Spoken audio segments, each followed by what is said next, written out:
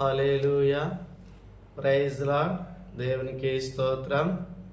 ప్రభునందు ప్రియమైన దేవుని బిడ్డలైన ప్రతి ఒక్కరికి ప్రభు అయిన యేసుక్రీస్తు నామములో వందనాలు తెలియజేస్తూ ఉన్నాను. ఈ సమయంలో దేవుని పరిశుద్ధ గ్రంథము నుండి కీర్తన గ్రంథము 119వ కీర్తన 50వ వచనాన్ని మనం చదువుకుందాం. నీ వాక్యమే నన్ను బ్రతికించి ఉన్నది, నా బాధలు ఇదే నాకు నెమ్మది కలిగించుచున్నది. దేవుడు తన పరిశుద్ధ వాక్యాన్ని మన వెనుకల్లో దీవించి ఆశీర్వదించునుగాక.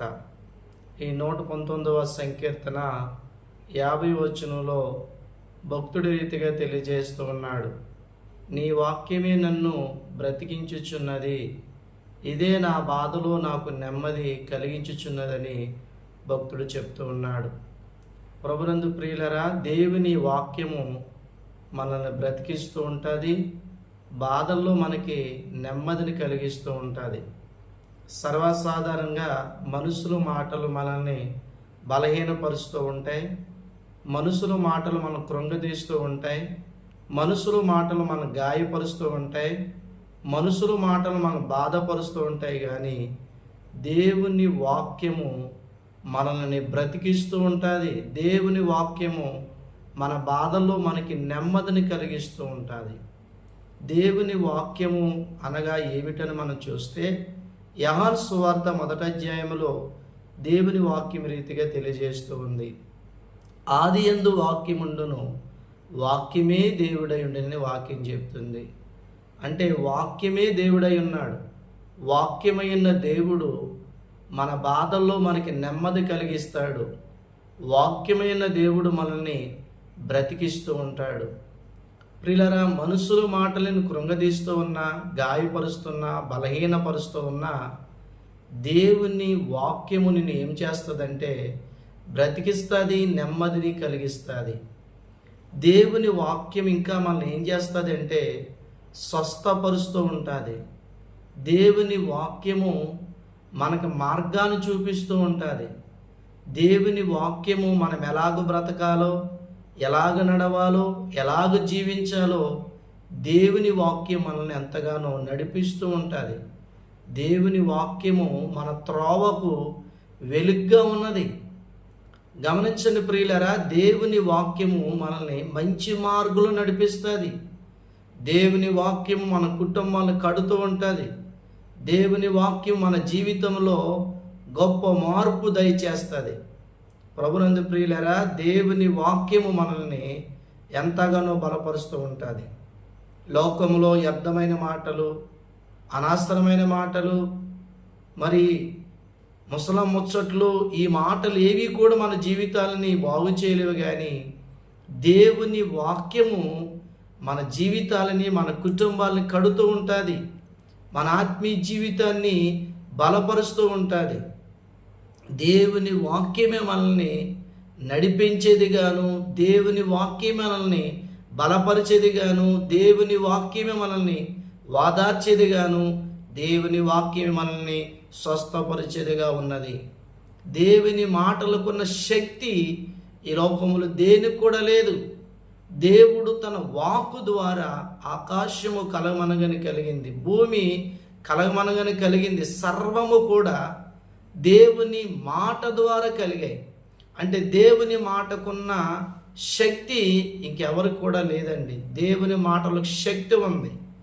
దేవుని బిడ్డ, నీవు దేవుని వాక్యం నమ్మినట్లయితే, దేవుని వాక్యాన్ని ధ్యానించినట్లయితే, దేవుని వాక్యం మీద నువ్వు ఆశ పెట్టుకున్నట్లయితే నీకు గొప్ప నెమ్మది దొరుకుతుంది. భక్తుడైన దావీదు అంటాడు, దుప్పి నీటి వాగుల కొరకు ఆశపడినట్లు దేవా నీ కొరకు నా ప్రాణము ఆశపడుచున్నది. నీ మాటల కొరకు నేను ఆశపడుచున్నానట ఒక చోట.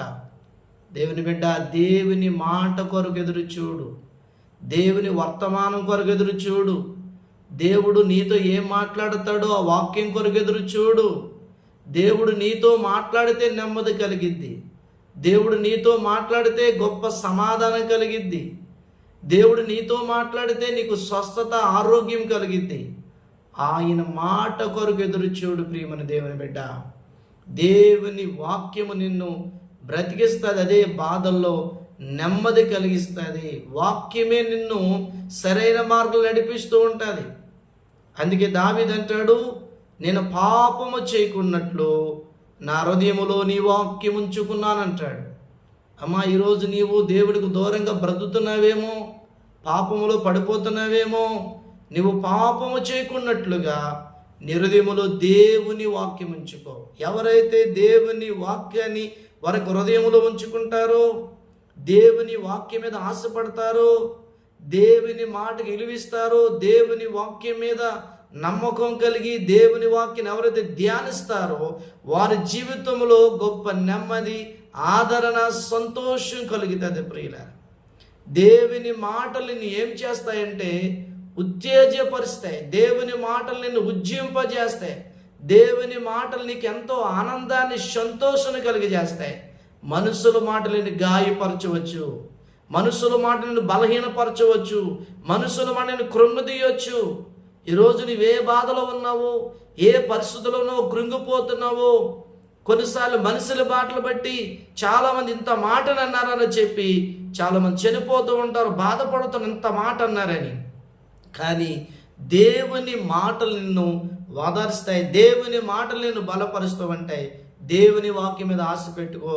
ఆ విధంగా దేవుడు తన వాక్యముద నిన్ను బలపరిచి దేవుడు దీవించినట్లుగా చిన్న ప్రార్థన చేసుకుందాం. మహాపరిశుద్ధుడా, నీ వాక్యమే నన్ను బ్రతికిస్తున్నది, ఇదే నా బాధలో నెమ్మది కలిగిస్తుందని భక్తుడు చెప్తున్నాడు. ప్రభా, మనుషుల మాటలు గాయపరచవచ్చు, కృంగదీసొచ్చు, నాయన బలహీనపరచవచ్చు, కానీ నీ మాటలు ప్రభు మమ్మల్ని బలపరుస్తూనే మాట్లాడు. ప్రభా, ఈ వాక్యం ఉన్న వారి జీవితంలో గొప్ప నెమ్మది, సమాధానం, సంతోషం, ఆనందం కలిగించేయమని, మీ కృపతో దయతో నింపి నీ వాక్యము ద్వారా వారందరిని బలపరచమని యేసు పరిశుద్ధ నామములో అడుగుచున్నాను తండ్రి, ఆమేన్. పరమతండ్రి దేవుని ప్రేమ, కుమారుని క్రీస్తు కృప, పరిశుద్ధాత్మను సహవాసం ఈ వాక్యం విన్న నీ బిడ్డలందరికీ నీ కృపతోడే నడిపించి దీవించి ఆశీర్వదించునుగాక.